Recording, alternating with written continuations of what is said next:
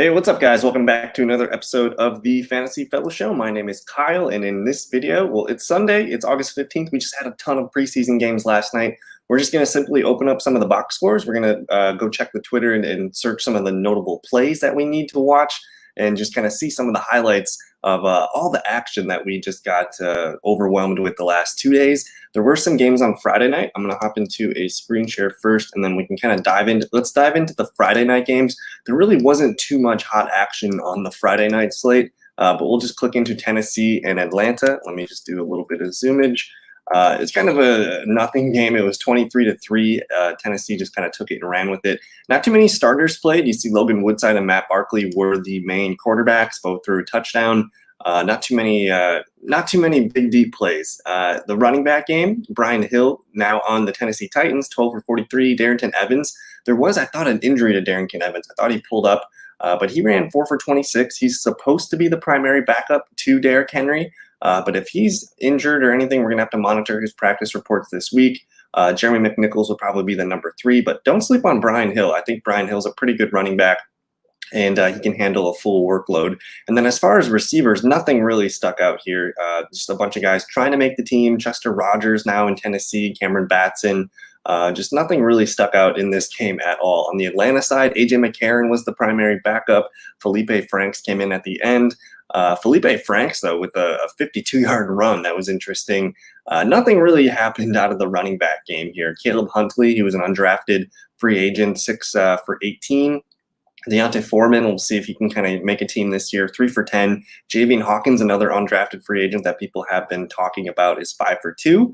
But man, Mike Davis didn't play. No Quadri Allison. So we'll see. I think those are the top 2 running backs in Atlanta. I'm not super excited about the Atlanta running game. I think with the new coaching staff there, though, we should be interested a little bit. And then nothing really happened in this game at all as far as wide receivers. Like, we don't see anybody on this list that we would need to know for fantasy. So I think from this game, we really did not learn much of anything at all. Maybe, if anything, it's we know who the starters are for both sides, so that could be important. Just, you know, we know what we're getting with Tennessee and Atlanta. So we know the guys, we know the names. And let's move on to Buffalo and Detroit. Now, this game was a little bit interesting. We did see some starters play in this one. Starting with the Lions, Jared Goff started the game 7 of 9 for 56 yards. It was kind of a dink and dunk, really small, short area of the field kind of game. But nonetheless, 7 of 9, 56 yards. I think he did lead a field goal drive.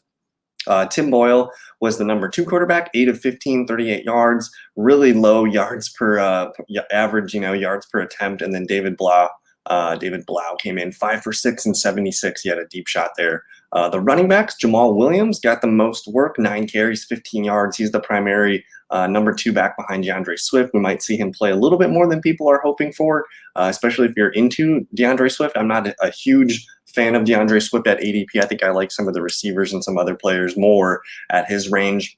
And then the receivers, interesting. Tyrell Williams caught 2 for 30 from Jared Goff. That's going to be the number 1 receiver, I think. So if you get to the end of your draft and Tyrell Williams is still hanging around, it's hard to get a number 1 receiver that late, but he might be a round. Amon-Ra St. Brown, he was two receptions on 2 targets for 12 yards. He's probably going to be the number 2 receiver there. I didn't see any shots Rashad Bateman did not get any targets. And of course, TJ Hawkinson did not play. So the only interesting things to note here was Tyrell Williams and Amon-Ra St. Brown might be useful in some capacity for fantasy at some point this year. And then Jamal Williams is the clear number 2 running back.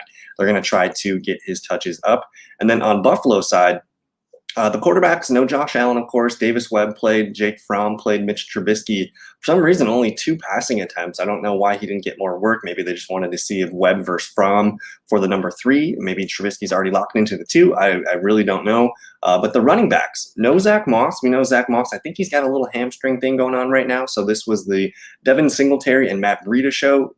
Singletary 8 for 42. He had a long of 15 yards. And Matt Breida 10 for 27. Just probably operating with the backup offensive line, but it's good to note that they're going to try to run the ball. I think this year, whether it's a trio or a duo, I think it's going to be a mess for fantasy. And Matt Breida just further complicates what's going on for Zach Moss and Devin Singletary. So if you're trying to target Buffalo players, I don't think the running game is where we want to be. I think it's all going to be about Josh Allen, Stephon Diggs, and some of the passing weapons here.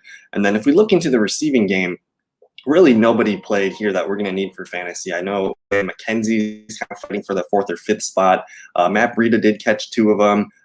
Let's see, Devin Singletary caught 1 for the touchdown. That was probably the highlight of the night for this game. And then nothing really, sticks out from this game. A lot of 3rd and 4th stringers in week 1 of the preseason game. So we'll see if this gets ramped up maybe to the 3rd preseason game where we see a little bit more starter action. And then the last game from Friday, Friday the 13th, we got Arizona and Dallas. And this one had some interesting players. This one was probably the most fun game of the night on Friday. The passing, nothing really big in the passing game for Dallas. Cooper Rush, Garrett Gilbert, Ben DiNucci. On Arizona's side, it was Chris Streveler and Colt McCoy. Nothing really, crazy from the quarterbacks. They're both going to sit Dak. They're both going to sit Kyler Murray. But the backup running back spots, Dallas is looking for their number 3. I think Rico Dowdle is going to be the guy there, 8 for 25. But don't forget about Jaquan Hardy. He's going to make a push. And of course, Tony Pollard did get some run, 4 for 13. He was in with the starters. On Arizona's side, Benjamin, he's going to be the number 3 back here. 5 for 50 and a touchdown. I think he was a 7th round pick from these guys last year. He looks to be locked into the number 3. So if anything happens to Chase Edmonds or James Conner, Benjamin's going to be the name that you need to know from the waiver wire. And then Rondelle Moore was getting some carries, 2 for 16, long of 9. Chase Edmonds actually did get some run. We know James Conner is out on the COVID list. I don't think he has COVID. He's just a close contact or someone that has it. But Chase Edmonds did get the start, 3 for 10. But Benjamin, man, that was the name that stuck out from this column. And then if we look at the receivers, this is where it gets a little fun.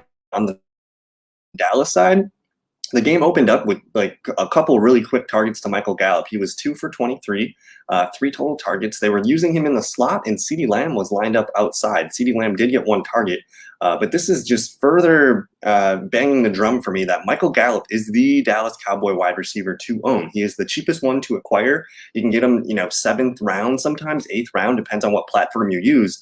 But man, they're going to use Michael Gallup in the slot more, which means more targets, more receptions. Probably a little bit dip in his yards per catch. He's typically been a 14, 15 yards per catch player.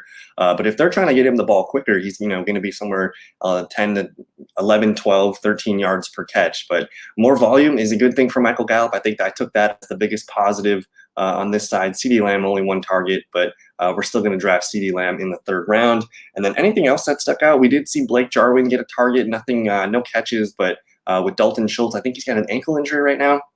We're still watching that tight end battle down the stretch here. But yeah, nothing too crazy on the receiver side. I just note the Michael Gallup. I think he's going to be a really good value this season. And then on Arizona's side, Christian Kirk, 1 catch for 34 yards. It was just his lone target. But Rondelle Moore was the highlight of the Arizona side. 3 catches, 23 yards on 4 targets. They were trying to manufacture him touches really quick and really just get him the ball in space. So 3 for 23, that's 5.3 fantasy points. And then you tack in the carries for 16 yards. All of a sudden, you're looking at 39 total yards and 3 catches. That's almost 7 fantasy points in roughly a quarter for Rondelle Moore. So he's kind of growing on me. I don't think I trust Christian Kirk in my lineup. I definitely don't trust AJ Green. So Rondelle Moore might be the guy there that could get you, 10, 12 fantasy points. And I think once you get to the end of your draft, you could do worse, man. Rondelle Moore could be a fun PPR guy for us. Chase Edmonds there did get a catch as well. So this game, a little bit more depth, a little bit more to cover. Let's go check out the Saturday slate, which was just star-studded with rookie quarterbacks. We're going to start with Justin Fields versus Tua Tagovailoa, Miami at Chicago. Chicago won the game 20-13. Let's check out this box score, and then I think we will go. Let's go to the Twitter here, and I'm just going to pull up some Justin Fields on the search bar, and we'll watch some of his plays. If I go to videos, maybe we can find something on here. But we'll come back to that. Let's review the box score first. On Miami side, Tua was 8 of 11, 99 yards, but he did throw an interception. I didn't see the interception yet. Maybe we can look for that too. Jacoby Brissett, 6 of 10, 67 and a touchdown, and then Reed Sinnett, just some backup duties at the end of the game. But the rushing attack, Salvin Ahmed, 6 for 40, Myles Gaskin, 4 for 19. The guy to note, though, who actually started the game was Malcolm Brown. It was an ugly line, 9 carries for 8 yards, but he actually was the first running back on the field, and he was getting the touches, the majority of the touches with the one. So this, if you watch my stuff, you know we're not big into Myles Gaskin. I'm really not big into much Miami offense besides Tua, maybe Jalen Waddle, but we'll see. I just think this running game is going to be a committee. I mean, you got Malcolm Brown, Myles Gaskin, and I think Salvin Ahmed is going to not go away. He's a pretty good running back, a really capable backup. So this is looking like a mess for the Miami rushing game. And then the receivers, Mike Gesicki with a 50-yard catch. That was what boosted to his numbers, but 2 for 56. I think you could, if you wanted to get Gesicki on your team, he's got a pretty cheap ADP. He's a guy that I think if you draft Mike Gesicki, you're going to want to pair him with another tight end and kind of go in saying, let's see what happens with these two. But after that, really nothing stuck out in this receiving group. We know the top receivers were not going to play. Lynn Bowden played well, though, 4 for 47. There's Salvin Ahmed again, 2 for 31 and a touchdown. He's a good running back, guys. So that's just going to further complicate the running back touches. Malcolm Brown did catch 1 for 7. Where is our guy, Myles Gaskin? Did he make a catch at all? I don't see him with a target. Yeah, 1 target, 1 catch for 3 yards. So Myles Gaskin in the 4th, 5th round, I just can't do it, guys. I just cannot do it. If you want any part of this Miami offense, I think it's Tua. Gesicki as a part of your tight end duo, and then maybe a receiver. I don't know which one I'm going to bank on each week. But here's the meat of this game. Justin Fields, man. Well, first of all, Andy Dalton comes in 2 for 14, 2 for 4, 18 yards. He didn't scramble or anything. But then Justin Fields comes in, and he plays a lot. He goes 14 of 20, 142 yards and a touchdown. And then on the ground, 5 carries, 33 yards and a touchdown. I think that's like a typical first half for him. He's going to throw the ball quite a bit, probably 35 times a game. He's going to run the ball anywhere between 5 and 10 times. I actually did. If you guys want to get access to my 2021 draft kit, you can purchase that at the link in the description below. But I was just having some fun and making some numbers up here because I just don't know how Chicago can rest Justin Fields. We know what Andy Dalton can do. The first game of the year is against the Rams. Sure, maybe Andy Dalton gets a ceremonial start. And the Bears lose that game. People are going to be calling for Justin Fields right away. So what I did with my numbers is I gave Andy Dalton 3 starts. Now, just keep in mind, that's only 14 starts for Justin Fields in this, and he's my quarterback 14. And I did the same thing with Trey Lance, and they're both up there as fringe quarterback 1s. If they play more than 13 or 14 games, we're looking at a quarterback 1 this season right away. So I prefer reaching on Justin Fields, Trey Lance as my quarterback 2. I think you're going to have a good time if you guys do get these. Let's just, first of all, before we look at the numbers, let's just watch these Justin Fields highlights here. So here he's scrambling, and he's just going to kind of do a quick little crosser here. Justin Hardy, one of the backup receivers trying to make the team, just making a play on his legs. This is what Justin Fields does that Andy Dalton can simply not do. So he's going to extend the plays often, and I think we got 2 minutes of highlights here on this. So let me see. Go back to full screen here. And again, he's just moving the pocket. And Andy Dalton's a fine backup quarterback. Let him be the backup. I think this team can do more with Justin Fields. Again, watch him. I mean, he can do the pocket throws, no problem. That's a great jump ball opportunity there. But it's when he's on the run that I don't think can be replicated by Andy Dalton. So gets the height on it he's looking for, and really the only spot. Like it a little bit higher, but you're kind of nitpicking right there. Yep. Fields gets away from the initial. Again, extending the plays, and he still makes. I mean, the threat of him running the ball is real, and then when he can go and do that, that's when it gets a little not fair. And then here's another play in the red zone. Again, he avoids the sack, extending the play. This is what he does. And then he's able to run this one in, no problem. There was a flag on the play, but I think it was on the defense. Man, he passed the test. I know this is the first week of preseason, like he should be doing good things. But I think it's very clear that he offers something that Andy Dalton cannot. I don't know how Chicago can contain themselves. And I'm a Packer fan, so Justin Fields, guys, they got one. They got a good one. Just look at this. So he was probably the star of the day on Saturday. Again, 14 of 20, 142 yards and a touchdown. And then he added 33 yards and a touchdown on the ground. As far as the running game, I did see David Montgomery actually exited the game kind of early. It said that he limped off. So we need to watch this. Let me see what the new. So Bears Montgomery immediately pulls Justin Fields aside after the fumble and is demonstrating for him to protect the ball better. Yada, yada, yada. It looks like Montgomery is done. Just put his helmet down. Doesn't appear to be any serious medical thing, though.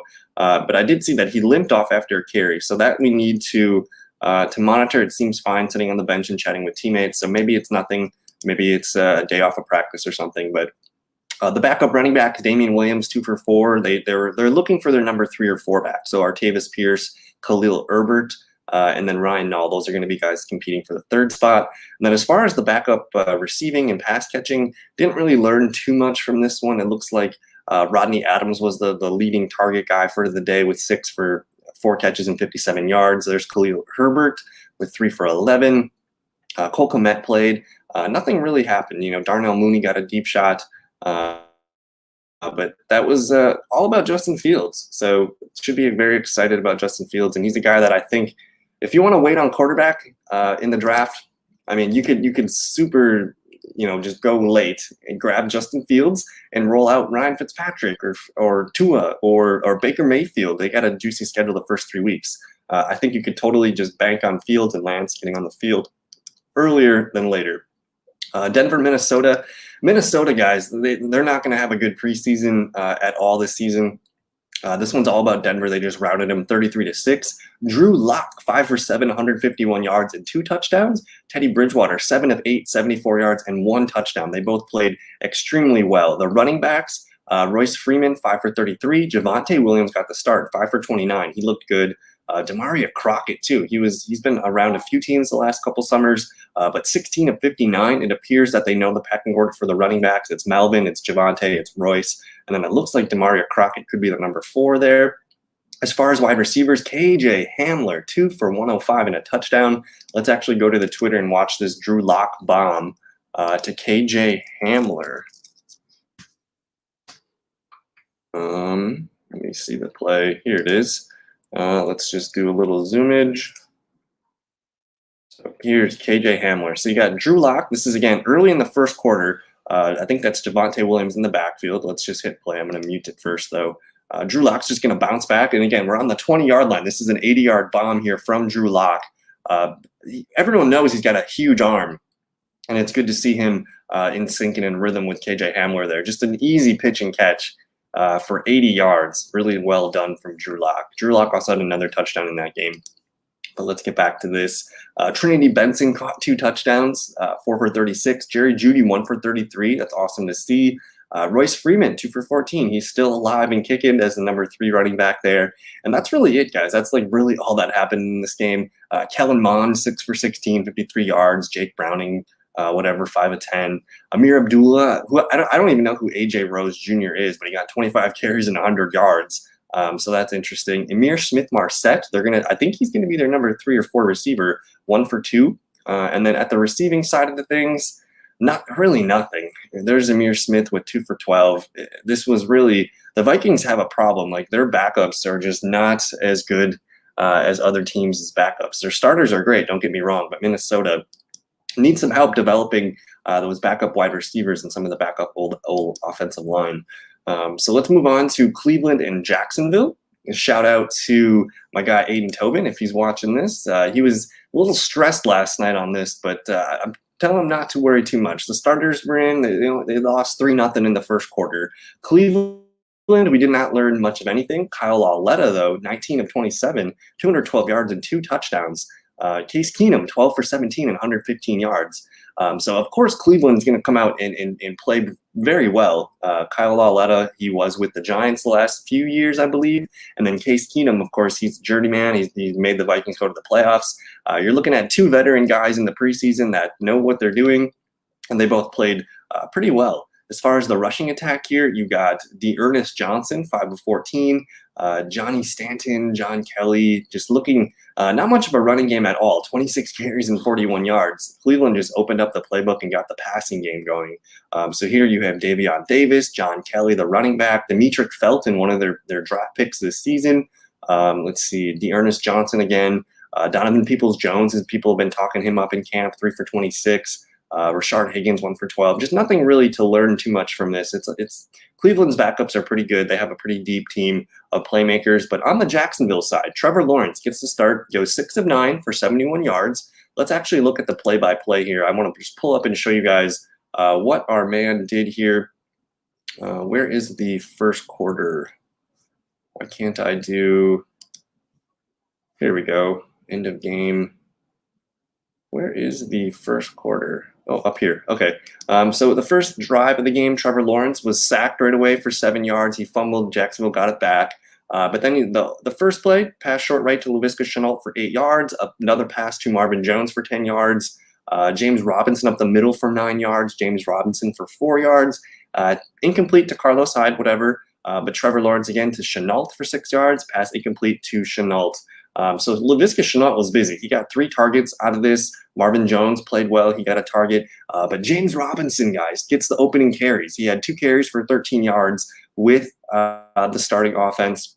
I think, to me, that's the biggest takeaway. You don't see any Travis Etienne in there, and Carlos Hyde was in there before Etienne. So the second drive of the game, Lawrence to Manhurts, the tight end, sacked, and then a deep shot to Marvin Jones. So that was pretty awesome. And then you see Travis Etienne come in here for the 2-yard rush, incomplete to Marvin Jones for 7 yards, and then James Robinson back in. So James Robinson out-touched Etienne in the first 2 drives, 4-1, I believe it was, or maybe 3-1, I can't remember. The other drive here, I think Minshew comes in for this one, but so I'm more care about Trevor Lawrence right now, 6 for 9, 71 yards. He should be the starter. When he was in the offense, James Robinson again 3 for 13. Travis Etienne only 1 touch. And then the receivers, Marvin Jones is going to be the real deal, I think. 3 for 52, 4 targets. And then Laviska 2 for 14 on 3 targets. I think I prefer both of those guys over DJ Chark at the moment. Marvin Jones is going to be a steal. So if you want somebody for cheap, Marvin Jones is probably the guy to target. But that's kind of the main takeaways from this Jaguars game is to don't overreact from one game. The offense looked good. The offensive line just needs to shore up a little bit. They gave up some sacks to Trevor Lawrence that need to be just cleaned up a little bit. So we'll move on to the next game here. If you're still hanging out, don't forget to like the video. That helps the channel grow. We're going to move on to New Orleans and Baltimore, where we have a quarterback battle between the Saints and the Ravens. Taysom Hill actually got the start. He was 8 for 12, 81 yards. He didn't throw a pick. Jameis Winston, 7 of 12, 96 yards. He got the touchdown, but he also threw a pick. Ian Book, also the number 3 quarterback, 9 for 16, 126 yards, and he threw a pick. So all Saints quarterbacks throw an interception. As far as the running backs go, Tony Jones Jr., 7 of 82 and a touchdown. Latavius Murray, one of the more valuable handcuffs. I don't really think of him as a handcuff, especially now that there's 17 games to the season. No Michael Thomas. I think the Saints are going to be very run heavy. So you're going to see Latavius Murray and Alvin Kamara used quite a bit. So I think if you want to snag a guy like Latavius Murray in the double-digit rounds, not a bad idea. If anything does happen to AK-41, you got Latavius Murray. And then Devonta Freeman, keep an eye on him. He went 6 for 6. But the receiving game, I mean, you see this team pass for 272 yards. Let's see and open it up here. So you got Jawan Johnson. I think he's been around a few camps before. But the main takeaway from this game, guys, was Marquez Callaway. I've been pumping him up the last couple weeks here. He is, I think, the receiver to own in New Orleans. He goes 3 for 61 on 4 targets. Now, I don't know how long he played. I can kind of look and see how early he got all that damage done. But I feel pretty good about it. If that's what he does in one half of football, you're going to probably get 5 catches, maybe 80 yards from that day too. So Marquez Callaway, he is the receiver to own. You can get him in maybe the 11th, 12th round. It depends on how many teams or how many players are in your league. But Marquez Callaway, I've been snagging him up in all the best ball drafts I do. I think that's my biggest takeaway from this game. I didn't see anything else really here worth noting. Little Jordan Humphrey, 3 for 29 and a touchdown. He's going to make the team, I think. But overall, it's a mixed bag of results. Jameis Winston did throw the touchdown, but he also threw the pick. Every quarterback got sacked once. They all threw a pick, and the passing numbers are kind of similar. So we'll see. I think we need more info on these two And then I kind of, didn't talk much about the Bridgewater and Drew Lock battle, but that's going to be another really good battle. Week 2 of the preseason, we'll see more of those two quarterbacks dueling it out. And then on the Baltimore side, we really didn't learn much of anything. Trace McSorley looked okay, 11 of 18, 86 and a touchdown. But Tyler Huntley, 12 of 16, 79 yards. He also carried 7 times, 43 yards and a touchdown. So they clearly have the running backup quarterbacks behind Lamar. So the offense isn't going to change if Lamar misses a game or two. But the weird thing too, though, was J.K. Dobbins, 3 carries, 0 yards. It's probably the backup offensive line, so nothing really crazy there. I didn't see anything else that I really needed to note here from the running backs. As far as the wide receivers go, nothing really here, guys. Josh Oliver, the former tight end for the Jacksonville Jaguars, 4 for 22, 6 targets. He was probably one of the bright spots of the day. But nothing really learned here. James Proche, second-year player, Justice Hill. We'll see. I think the Ravens will show us a little bit more next week and the week after that. But man, the Saints, we'll see. Marquez Callaway, get him. New York versus New York. This was a rock fight, 12-7. Of course, we got Zach Wilson debuting, 6 for 9, 63 total yards. He didn't really run the ball at all. I was hoping for him to scramble a little bit. But as far as his receivers go, I don't know if he connected with Denzel Mims, 3 for 51. Pretty good number there from Denzel Mims. We know he's been kind of on the hot seat. Vincent Smith's going to probably make the team. But Corey Davis, 2 of 18, 4 targets. Keelan Cole, 1 for 16. Tyler Kroft's going to be the starting tight end. Don't even really think about taking Chris Herndon. I think before we get into this, I want to go to the play-by-play, and let's just see. So the Giants opened up the ball here.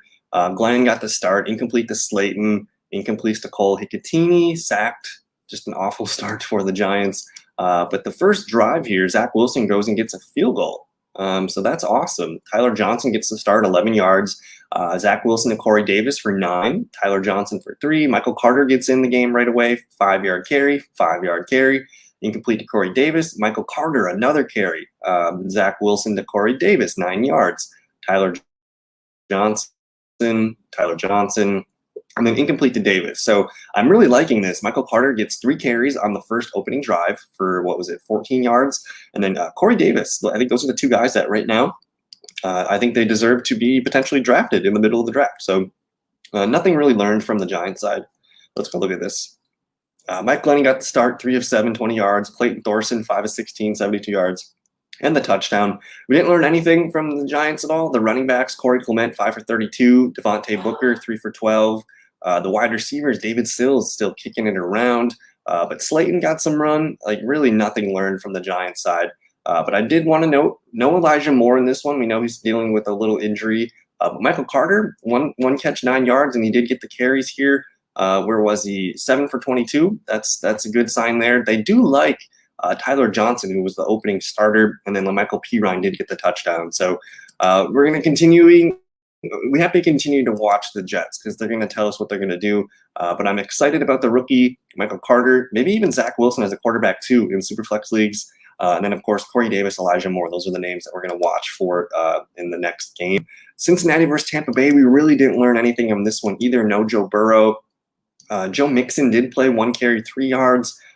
Jacques Patrick, though, 15 of 71. Chris Evans was one of their draft picks, 12 for 25 and a touchdown. Samaje Perine, I think, was the next man up after Mixon, 3 for 5. The quarterbacks, Kyle Shermer, Brendan Allen, nothing really fancy.